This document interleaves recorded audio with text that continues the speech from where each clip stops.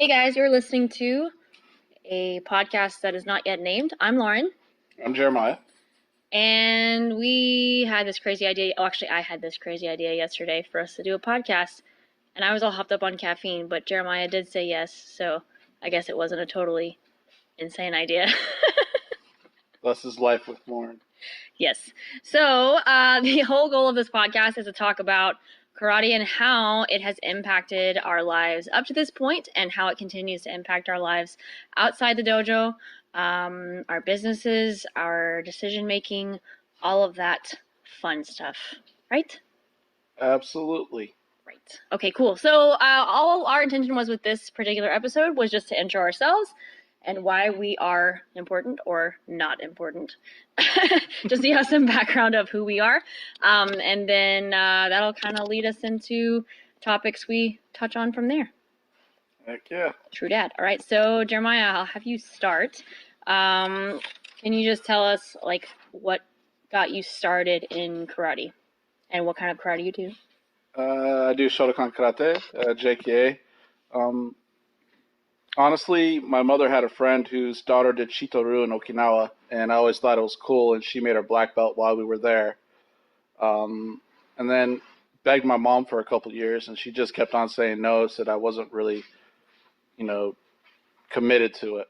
And then in third grade, I was fortunate enough to have a crush on a girl that was taking karate, and I used that excuse to talk to the girl. Stop, dog. And I fell in love with the karate more than the girl, and that's where I've been ever since. I'm fortunate enough to be an Air Force brat. My father transferred from Myrtle Beach, where I started karate, to Misawa, Japan, where I got my Shodan in the local JKA club there. Only thing that's notable is that it did produce a world kata champion in 1988. Her name was, oh my goodness, Yuko Hazama. I believe she's a JK instructor graduate also. From there, I moved to northern part of New York, where I received or earned my second degree, black belt from AJKA, competed in the AAU, local JK tournaments, and did decently okay. I quit karate when I came down to Florida. After about 2 years, I was kind of forced into a role of teaching, and I just didn't want to do it. I was getting burnt out. So I just decided to step away and do the normal college life, too much partying, not enough studying, and kind of fell out of college also. Had some hard times, really trying to figure out who I was and what I was, and I thought that karate wasn't part of that. After about 15 years of trying to figure out my life without it, I decided I should go back. And when I went back, everything fell back into place. It is what I am. I am a karateka. Awesome. So how did you get involved in your current dojo? The closest dojo that had Shotokan Karate to where I was living at the time in Archer was in Ocala. And the Ocala club, basically the head instructor stepped away and I inherited it. And from that point on, I've been teaching it. Since about 2012, I've been running that dojo. Gotcha. Geez, still getting over a cold, so the voice is going in and out. So when you say JK Shotokan, what are you referring to? The JK style to approach the Shotokan Karate. It's very dynamic. It's scientific based. It's what most people consider modern karate. Gotcha. So do you feel like you still teach those in that? Do you train or teach in that method, in that JK style? I will always train and always look at my karate through that scope, that lens of scope there, that scope of the JKA, where it's up and down the floor, a lot of repetitions, and really just focusing on the mechanics and the efficiencies of moves. I think that is where the JKA approach exceeds all others. Kind of that class structured. Yeah, the class structured militant kind of way where it's counting, you're going up and down the floor. It's a lot of internal training. You're asking after a certain level, you're pushing yourself to improve your karate. The small little things, constantly working on them. I kind of like it. It's a nice meditation in a sense because everything else in the world doesn't matter. All I'm worried about is how strong my Etiquette is or how level my hips are. And that's just a very cool thing to escape to. Interesting, because a lot of people, I think, get caught up in that and aren't actually thinking about anything. Right. They are kind of mentally escaping altogether. If that's what they want to do and they're happy with it, and if it fills their need in karate, then that's fine. But for me, I've always had that tinkerer kind of spirit where when I do something, I'm always trying to do it better. I'm not happy with what I have. I am my worst critic. I will tell you every flaw in my karate. I see it every time I move. Gotcha. Okay. And then if you had to change one aspect of your journey up to now, what would it be? I wish I had the humility that I have now when I was a young man, in the sense of not being so cocky and hot-headed and feeling like that, my way was the only way. I wish I had the humility and the compassion so I could truly enjoy the sport aspect of karate and get the full rewards. Although I was successful, it did not teach me any personal values. I wish I really had more of that when I was a younger man. What do you feel like got you to that point of being hot-headed to begin with? Success, early success, easy success. Everybody patting you on the back, telling you good job. I mean, it's the typical amateur athletic scene where, when you're really good, everybody's patting your back. And, the moment you miss a play or you don't quite land where you think you should, a lot of people kind of, you're old news. And that was kind of hard to swallow because at that time, being so young and competing at that age, I didn't realize the politics part of it and how much everything else kind of plays into that role. So I believe sport karate is a level playing ground, but I don't believe it's absolutely level. And that's kind of one of the lessons you need to learn. So that's, I guess, would change. I guess that's what will change. So just not being as egotistical. Yeah, not being egotistical. Yeah, it's hard to talk about your ego and not sound egotistical. So that being said, I truly do try my best. I endeavor to really cultivate my character. What is it? What is it? Steve says. He says, "At least my ego isn't as big as my talent." Yeah. Okay. Okay. And then, speaking of which, at what point do you feel was a pivotal point in your karate life? I think there are several pivotal points. I mean, getting Shodan in Japan and going through that hardcore Japanese training. I mean, the Japanese train the same way if you're 5 years old, 15 years old, 20 years old, top of your game. It doesn't matter. They're very, very focused and concentrated on certain things. And being that I'm a half, what they call hafu, which is I'm half American, half Japanese. My mother being Japanese, my father being a Florida man. Florida man. Florida man. It was very frowned upon. So my pivotal point would be that the fact that they never gave me my belt. The dojo itself didn't. The JK instructor who tested me and passed me actually gave me his personal belt because they took so long. And by long, I mean it was 3 months since the test. Everybody else had their belts. I didn't. So even that you were being singled out? I felt like I was being singled out, but their excuse was the embroidery was wrong or anything like that. The pivotal point for me was that the JK instructor came over, gave me his own personal belt, and then began to basically tear down the booster club for not following through with what he had said, and it was kind of nice to hear those parents get yelled at. Second pivotal point would be when I lived in upstate New York and was competing a lot. I was training under a Thomas Frobel. He was a gold on HAK at the time, and he really taught me how to learn off of anybody, how to watch people, how they move, listen to what they say, but also watch what they do. He taught me how to break down video and really look for key points. Plus, he was a really talented fighter in his own day, and practical experience with fighting someone that's way above your grade is the best way to improve your kumite or any kind of sporting activity. And then the third would be when I met Steve Hubel and realized that I was doing it all wrong. All right. And the ultimate goal for anybody is efficiency. That means efficiency in the power, efficiency in the movement, but also the efficiency in your joints and your body, so you could train till you're 72 and still look like you're in your 30s. Right. So those are my pivotal points. Gotcha. So kind of backtracking to the issue in Japan, how do you feel like that affected your karate? Was there something about the way that your sensei handled that made your viewpoint different, or the way you train different? It taught me the valuable lesson that it's the person and not the people.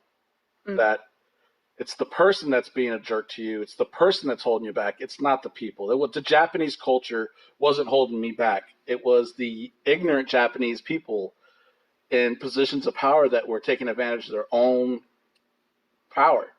And the man that had more control or more say put them in their place and did the right thing. At a dojo that never really wanted me to be there. That being said, it's to me one of the greatest acts of Buddha I could ever imagine. So that's why it affected me.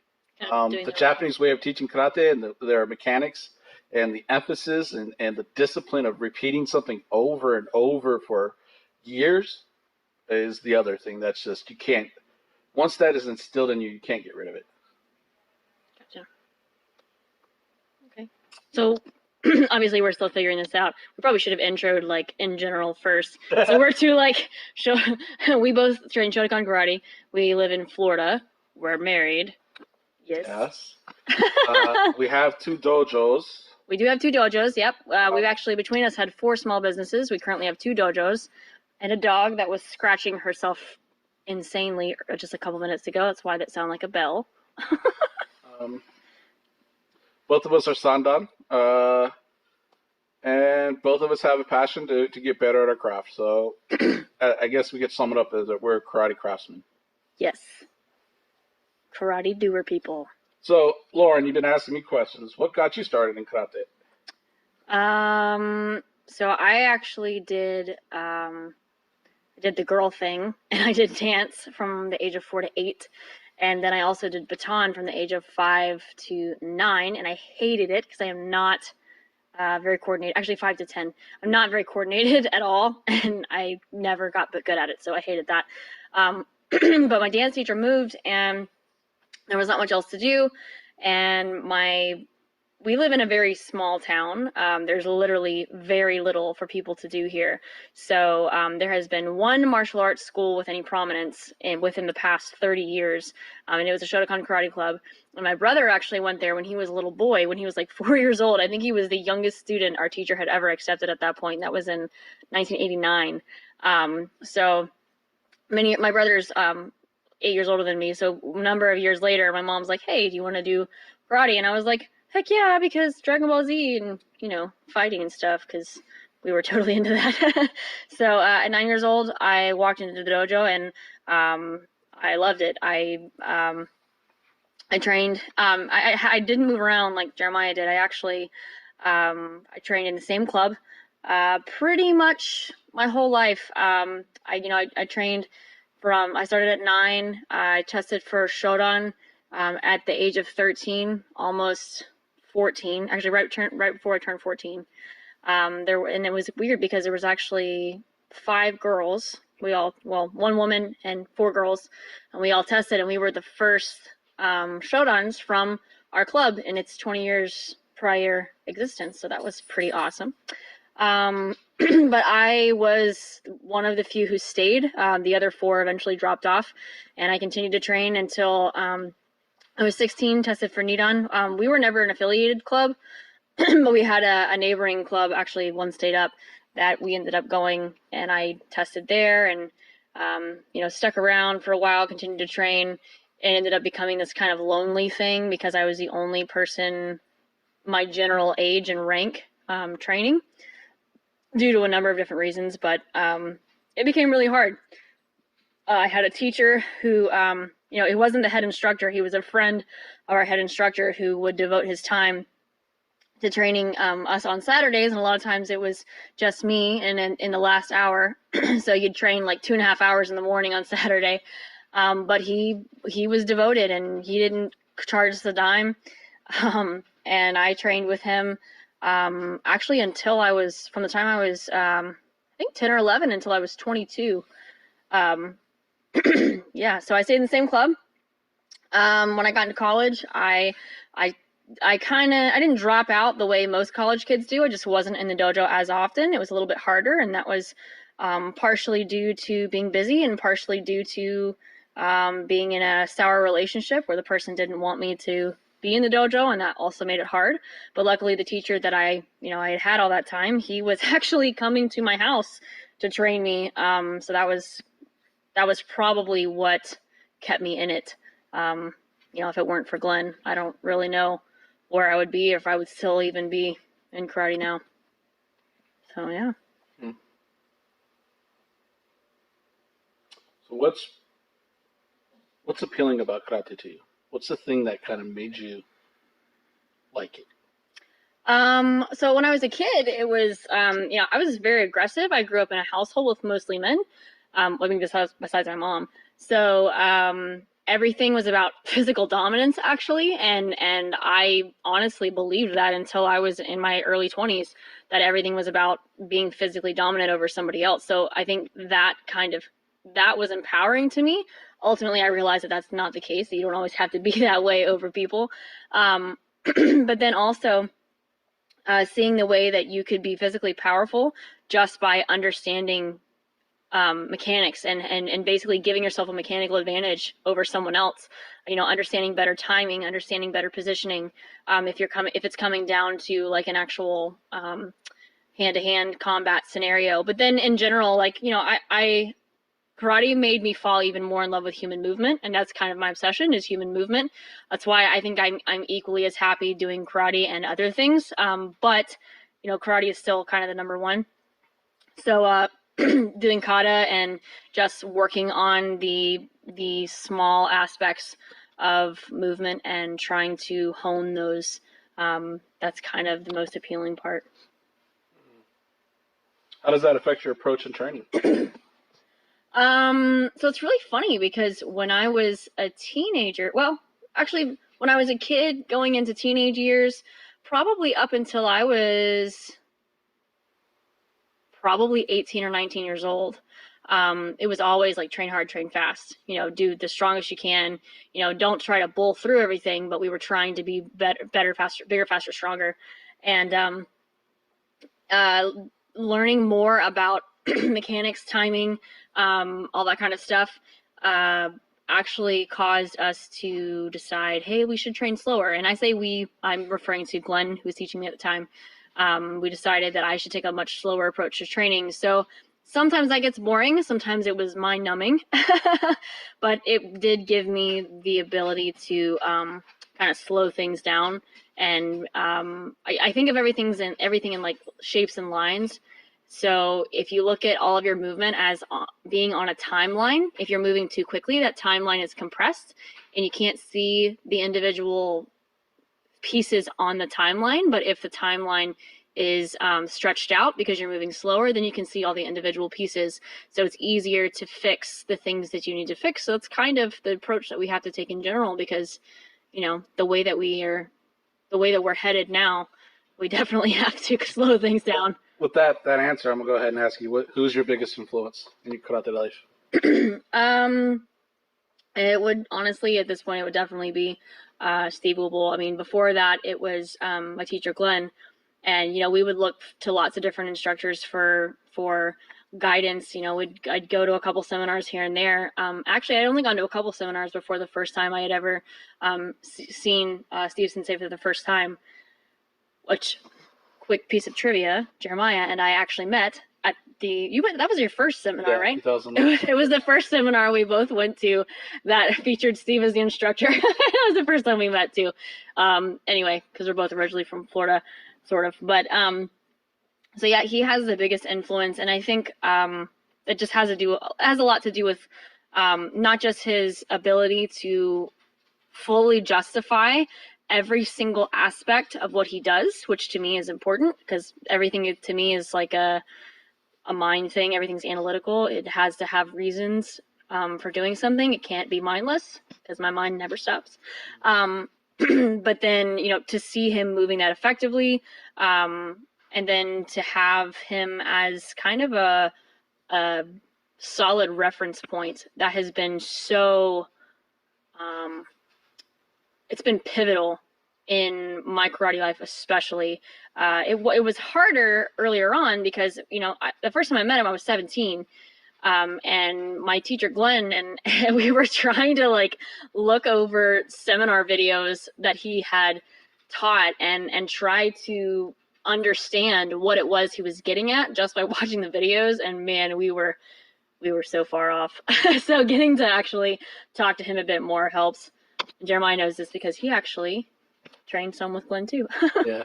Well, I used to train with him. We used to have a little group together. It was Sean Paget, Lauren, and I, and we would train with Glenn. And we'd just talk about some of the ideas that Steve was talking about and trying to figure it out. We were very fortunate to get copies of DVDs from his seminars, and we'd just watch them over and over again and try to figure one thing or another, and really just worked on fundamental movement. It wasn't really anything elaborate. I mean, I think one thing that is good about being so harsh on yourself, you never think you're good enough to do the advanced stuff. You still think you suck at the basics. Yeah. And that was I think a blessing in disguise when it came to Steve, because if you know Steve at all, if it's not a pure fundamental movement or the principle is not correct, he's going to tell you. And that's kind of what I need. I needed a coach that was just honest. Yeah. Someone who's going to tell me what's up and why. So that being said, I totally agree with Lauren. He, in many ways, has taught me more about karate in the last 4 or 5 years that I've actually been able to be around him more than I've had my entire life.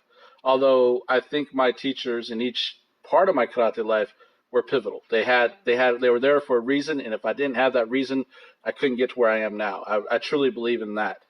That's kind of funny that I brought that up, because my question now is to both of us, I guess, is are you more of a traditionalist or a contemporary in your approach to karate training? And by that I mean, do you adhere to the strict mannerisms and etiquette of the dojo, or are you a little bit more freewheeling?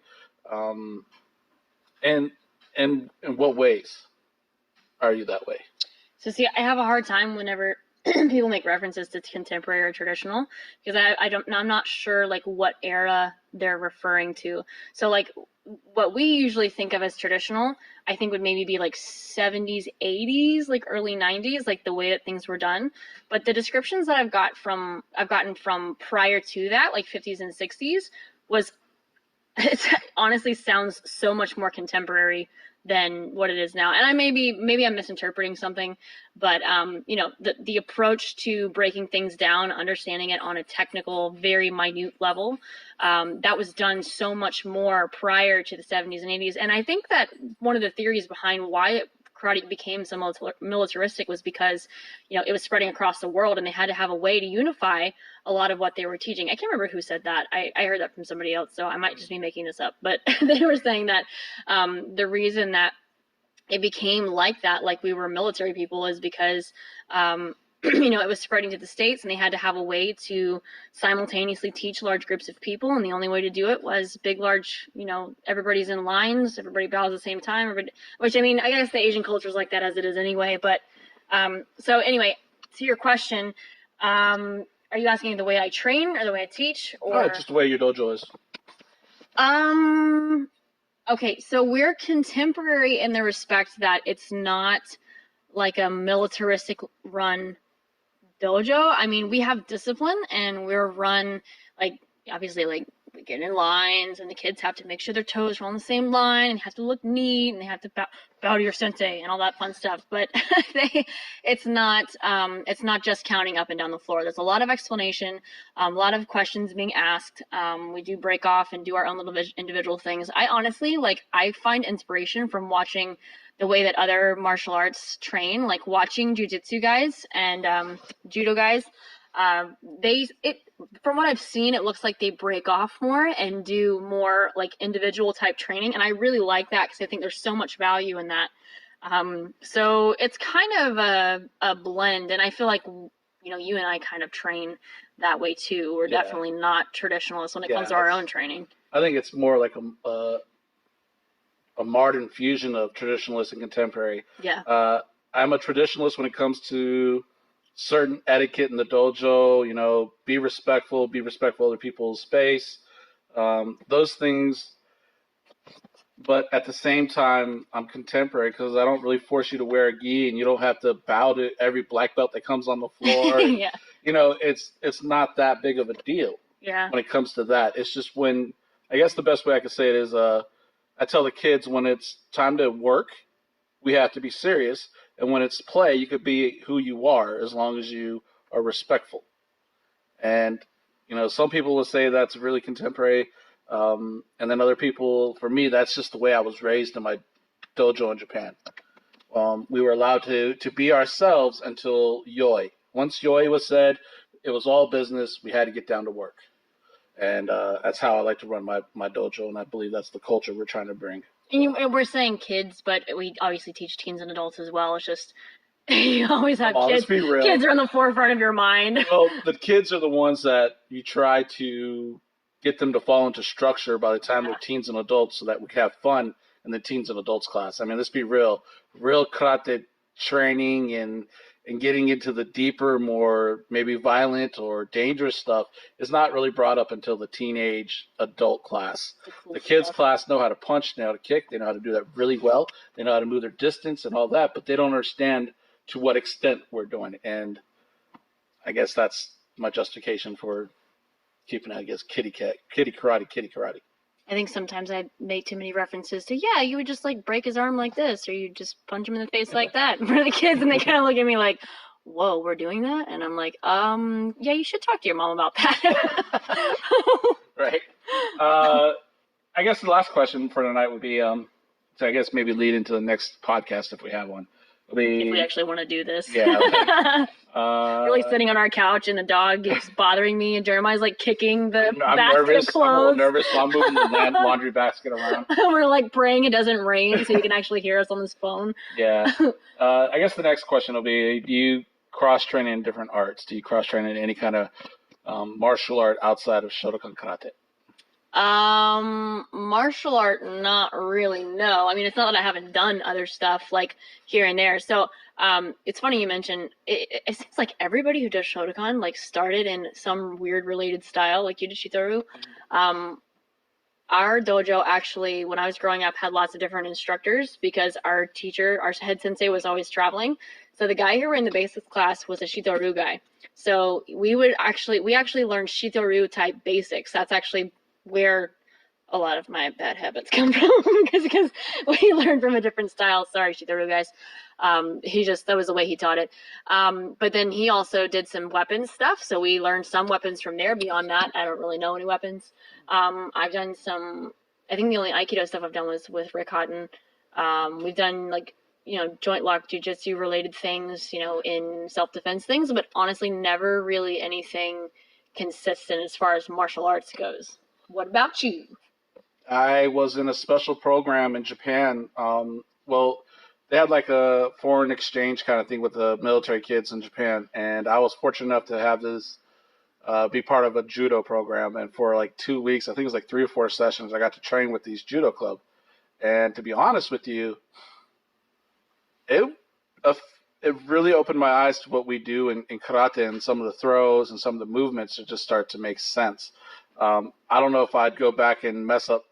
I'm afraid that I'd mess up my karate now if I were to cross-train in too many different things. I've already committed myself to being a specialist or a specialized type of karateka, and I think that's the best route if you're trying to become efficient and as possible. So I would enjoy to do judo again as a hobby or something fun, but I don't think I could seriously cross-train in another martial art because I think it would deter me or take away too much from my Shotokan karate. Gotcha. Makes sense.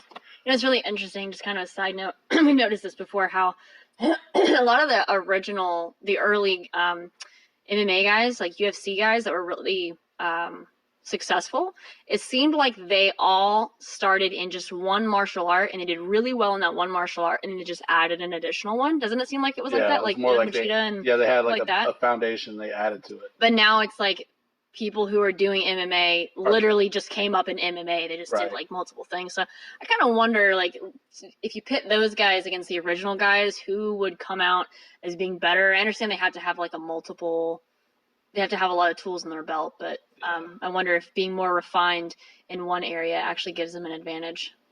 Yeah. I don't know. That might be a discussion for another podcast. Might be. We might actually have to do some research. We don't know everything, I guess. We don't know everything. I guess. Well, I guess this is it for tonight then. Yeah, I think we're going to shut up now. It's like Sunday night, and we're fixing to get ready for our work week. Woohoo! Appreciate everything. Yeah, thanks for listening. If you made it through this, let's see, what time are we at? 30 minutes on the dot. You're so good. Well, if you actually listen to this entire thing, thanks for listening. And if you actually have any requests because you think that we're just like smart people and we know things, you're welcome to drop a comment below wherever you're listening to this and request a topic. We do have a giant page of notes because I literally was hopped up on caffeine yesterday, like to the max, and I wrote down way too many topics. Still talking. This almost ended up being a podcast about business, but Jeremiah was like, no. So we switched topics. You're welcome. So anyway, yeah, if you have any requests, comment them below. Maybe the dog will stop shaking by the time we have the next podcast so that it will stop having that sound. And you guys have a great rest of your day. Bye.